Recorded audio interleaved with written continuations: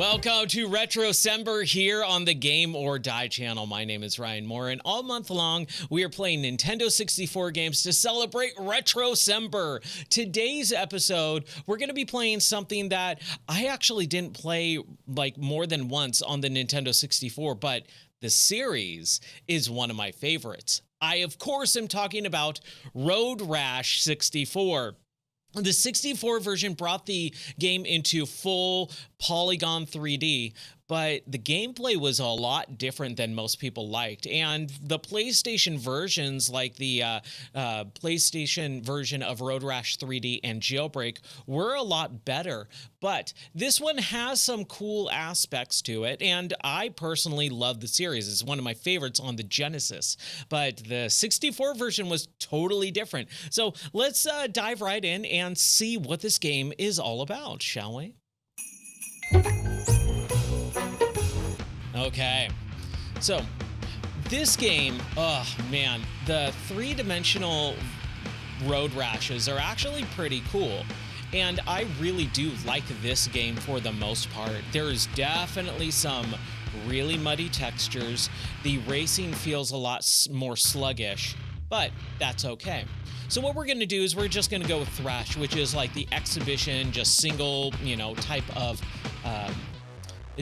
gameplay. But there was a multiplayer aspect because pretty much every N64 game was multiplayer. And then the big game, which is like campaign mode. But for today's purposes, we're just going to go with Thrash. Now you have level 1, which is the milk run, and that's 4.37 kilometers. I love how they do kilometers. And then we have bump and jumps, which is a little bit longer, merry-go-round, which is a little bit shorter, hard way, which is 4.8 kilometers, 4.51 kilometers for cakewalk, Bayside, and let's do Bayside. That seems like a solid. Let's do Milk Run first, and then we'll do Bayside. We'll kind of go from the first to the last one. Now let's check out the options. We've got average opponents, lots of opponents, a few cops, light traffic, a few pedestrians. Okay, let's do average opponents because I haven't played this game in years. Lots of opponents, a few cops. Let's do some cops, some normal traffic, and lots of pedestrians. All right, so this is our character, and you can see the modeling, the texturing, very, very basic. It looks pretty rough. And that's kind of one of the big things is the Sega Genesis version was so crazy with detail, especially as they ramped up. They went into sprite-based characters, and then the pre-rendered graphics of the time, like Mortal Kombat style graphics near the end of the series. But then when they went to the 3D or 32-bit generation, it got amped up. But 64 felt like a very big fallback with the graphical capability. Now, the Stumuto 500, which is our starter bike, is pretty rough at acceleration, not the best handling, but good durability, good for a beginner. And I always liked the Rattler because I was always more of a cruiser bike. The motorcycles that I had, first one was a Kawasaki Ninja, and those are not my style of bikes. I'm a big dude. Sitting on that thing hunched over was never my style. But when you get a cruiser-based motorcycle like this, Hog, oh yeah, but it does not have good handling. Now, the Razorback has even worse handling, but better acceleration. So we're going to go with the Rattler. And we're just going to start. And the music, too. Ooh, the music's a little bit rough here. All right, so let's figure out how to start. And what was really cool about the Road Rash series is not only was it a racing game with motorcycles, but you had weapons. And you were able to kick and punch. And it's so much fun. And you had traffic, and this is all part of the core experience of the Road Rash series. Come on. And if you do well, oh, that dude took a spill. I don't know what happened to my. There we go. Yeah. I don't know what happened to my weapon there because I had it at the beginning of the race. But the core experience is racing, weaving in and out of traffic as you race, punching and kicking your opponents to get the edge, but also avoiding the cops. And the cops play a big deal later on in the series, or later on in the more tougher races. The first race is not really that big of a deal, but later on, you'll get some... Yeah, there we go. Oh, man. That cop. Yeah. Oh, man, that's great. Everyone is just having a good old time there. I feel real good about that race. Not only did we grab the pipe there at the end, we knocked off a cop or two, but we also had that big crash. And that's what's super fun about this game. It created so many immersive moments that just naturally, organically happened that were just funny. There's no scripted events here. It just is all random, and I love that. Oh, look at that. We created some pretty rough rap sheet there. Master Thief. All right. You know what? That was so short and so fun. Let's just do another race. Let's do bump and jumps. And we're just going to continue on with our dude because I felt good about that. Now that I know how to accelerate at the very beginning. Yeah. And this is what was really fun about the series is just... It's unbridled fun, which we just don't get anymore, right? And this is what I've been talking about, like with the San Francisco Rush episode of RetroCember. This was more concerned about being fun, or Rush was more concerned about being fun, and so is this. Oh, man, crashed by Big Jim.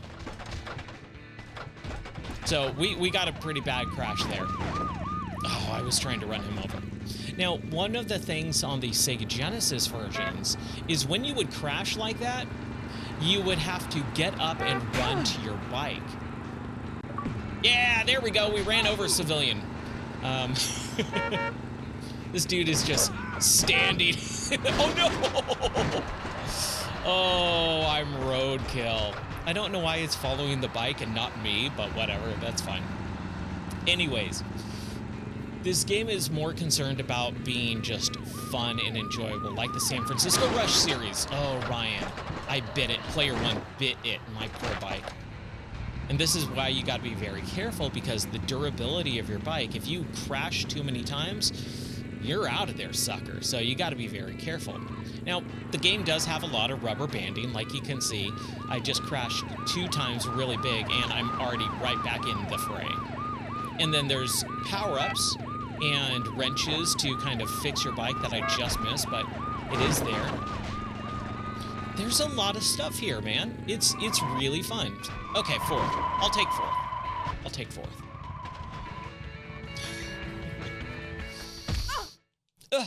Yeah, whatever. Let's go merry-go-round. Let's just continue. Let's see if we can get through the first level all the way through. Ooh, bonked by Dave.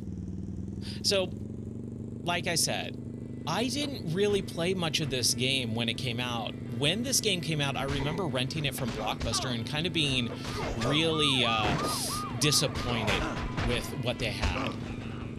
I wanted more of the PlayStation version, where it had a lot of better graphical capability.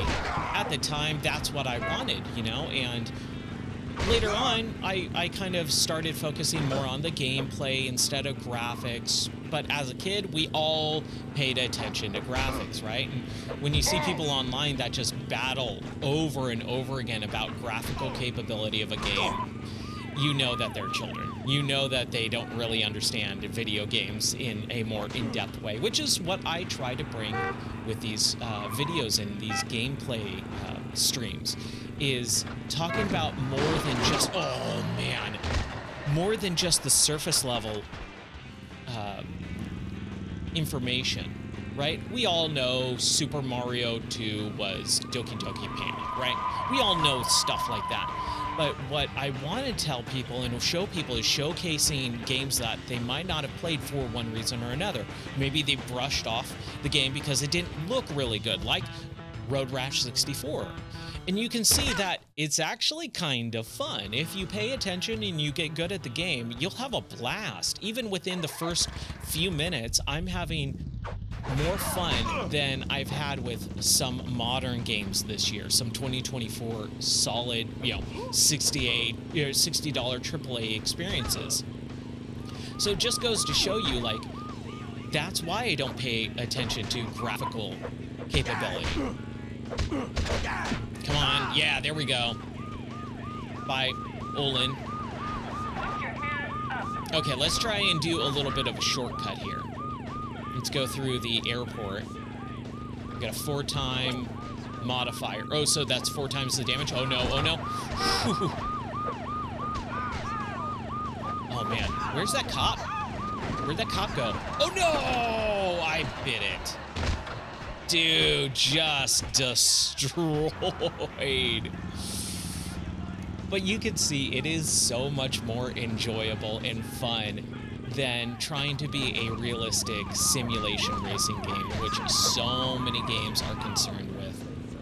Tweaking, your power ratio and gear ratio for your transmission can only get you so far in a video. Oh, no.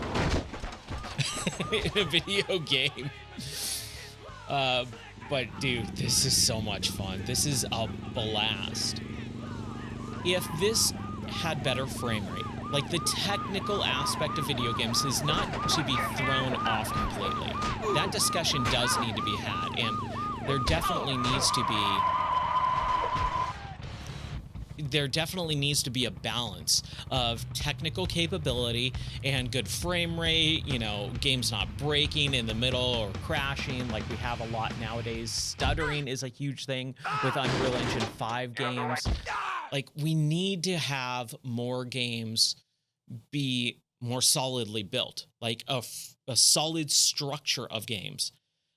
And then layer on the focal points of, having a little bit better graphics, having a little bit tighter gameplay in level 1, stuff like that.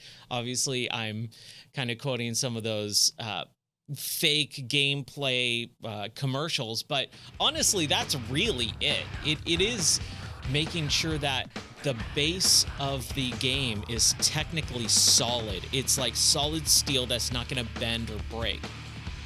But that needs to be the base.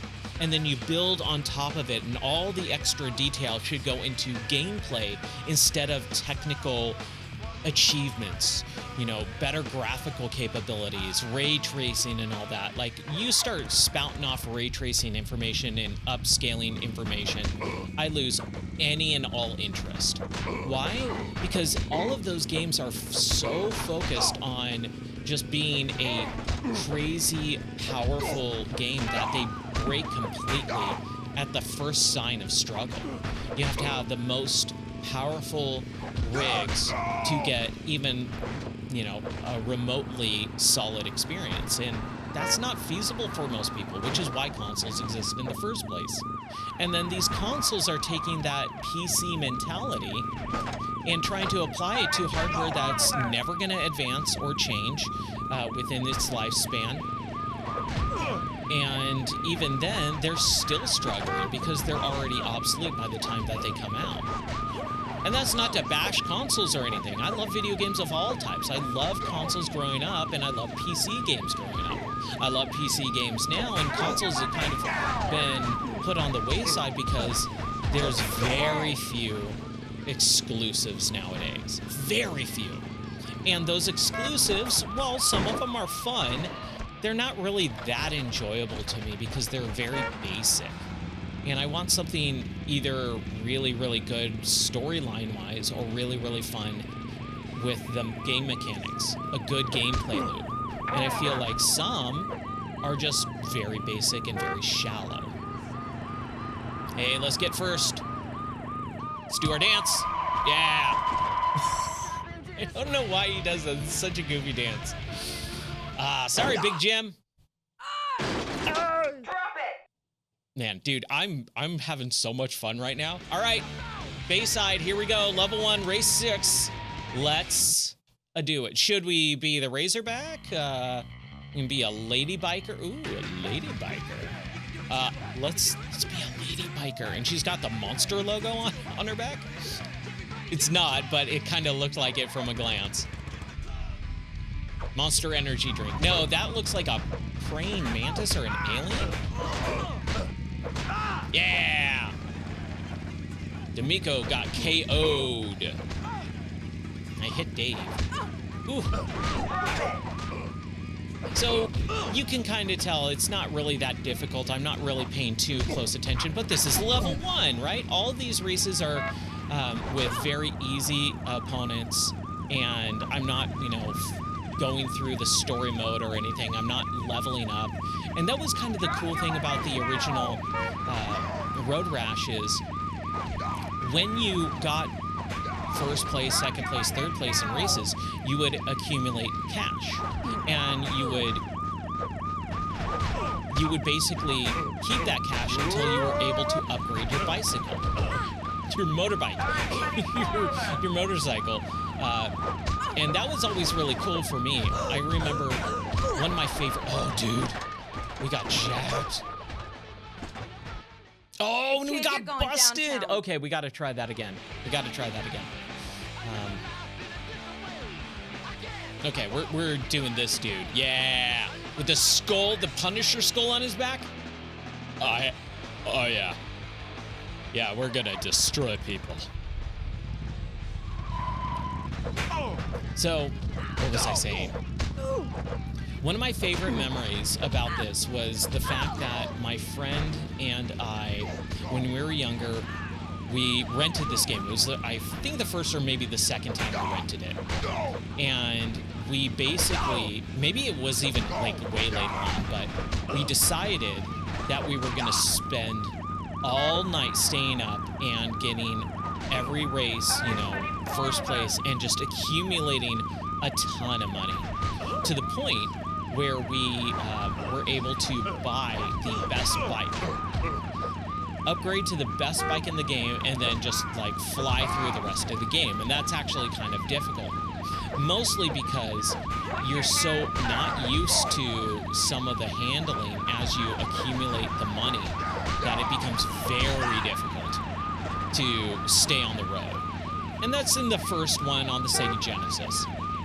But you can see here that there's a lot of fun to be had with these older Road Rash style games. And this was the last one. This was the very last Road Rash game that we got. It's been over, 25 years? Oh yeah, he's got that real cool dance. Bye, Kelly. Oh man. I love everything about this game. It's so interesting because that's basically the races for this set of levels, and you can see there's some pretty cool stuff here. Obviously, if you play the big game, let's back out to the menu really quick. The big game, that's basically single-player story mode, campaign mode, as they like to say nowadays. But man, this game is so much fun. So, that's Road Rash 64. It is so interesting to be able to come back to it later on as an adult and play it without all the preconceived notions of the other games and what I wanted it to be. When I played this for the first time, I played it back when it came out, and I was so upset that it wasn't like the Genesis versions or even the PlayStation versions that I kind of just put it aside and never played it. Several years ago, I decided to go and play through the entire series, and we might actually do that again on stream in 2025. So make sure you join the streams in 2025 to see the Road Rash series playthrough. But when I picked this up and said, I'm going to give it the old college try, I'm going to, just take it for what it is, I had so much fun. And this became one of the more enjoyable games in the series. It is really, really fun. Yeah, the frame rate's pretty rough. Yes, the textures are blurry and muddy, and it's on the Nintendo 64. So you don't get those FMV cutscenes that the series started to get known for once it went to the CD-based technology. The series started on the Sega Genesis with Road Rash 1, 2, and 3.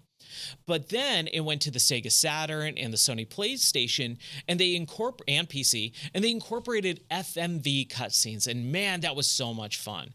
So when we got this and there's no FMV cutscenes, the music is not Red Book audio with, Soundgarden, all these real things. The menu system looks kind of blah compared to the other previous entries. There's not a good story mode or anything. Like you see, there's downgrades everywhere. But the core gameplay, which is the focal point of these games, is still really fun. So I hope you get to take a chance on this game at some point if you haven't. If you have, I hope to hear some of your favorite memories. Drop them down in the comments below like everyone says. But honestly, I like talking to people about video games, which is why we have the Discord as well. Every day in the month of December, if you join the Discord, I will give you a free video game. I'll just send you a DM with a game key. That's how I roll. That's how this channel is built, is by people who love video games and who want to enjoy and talk about video games. So if you like video game discussions, check out the Discord. Until tomorrow's episode for RetroCember, my name is Ryan Moore. Thank you so much for watching the Game or Die channel. I hope you have a wonderful rest of your day or night, wherever you are in the world. Take care, God bless, and still, even though it's after Christmas, Merry Christmas!